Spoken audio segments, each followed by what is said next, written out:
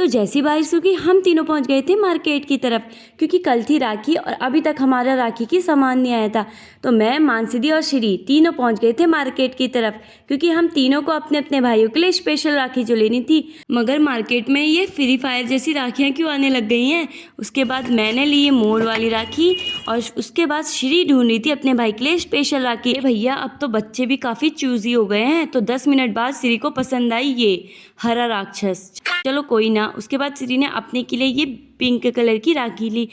फिर हमने कहा चलो अब हम लोग अब जोड़ लेते हैं। तो श्री ने कहा अभी मुझे और राखी चाहिए। अरे भाई चलो कोई ना, जितनी राखी उतने नोट। नवीन अंकल की दुकान में कलेक्शन बहुत अच्छा है नेल पेंट का, आप भी जरूर जाके लीजिएगा। और हम जैसी दुकान से बाहर निकले हमें रिचा दी मिल गई थी। रिचा दी मानसी दी की दोस्त है बचपन की, तो चलो आज उससे भी मुलाकात हो गई शादी के बाद। तो फिर हम लोग जैसी बाहर को निकले तो भीड़ ज़्यादा बढ़ने लग गई थी, क्योंकि बारिश अभी रुकी थी थोड़ी देर पहले ही। तो अब बारी थी हमें मिठाई लेने की। तो दुकान में काफ़ी रंग बिरंगी मिठाइयाँ दिख रही थी, तो मुंह में पानी भी आ रहा था।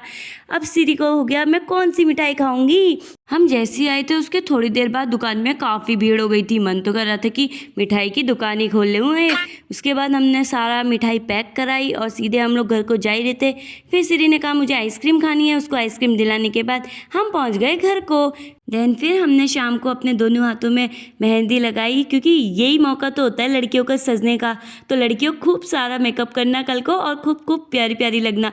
मगर यहाँ पे ये भैया क्या कर रहा था, ये पापा की मेहंदी क्यों लगा रहा है। और ये मैडम अपने हाथ पैर दोनों में मेहंदी लगा के टिप टॉप बैठ गई थी। मगर यहाँ मेरे हाथों में मेहंदी कौन लगाएगा। तो मिलते हैं नेक्स्ट व्लॉग में। बाय बाय दोस्तों।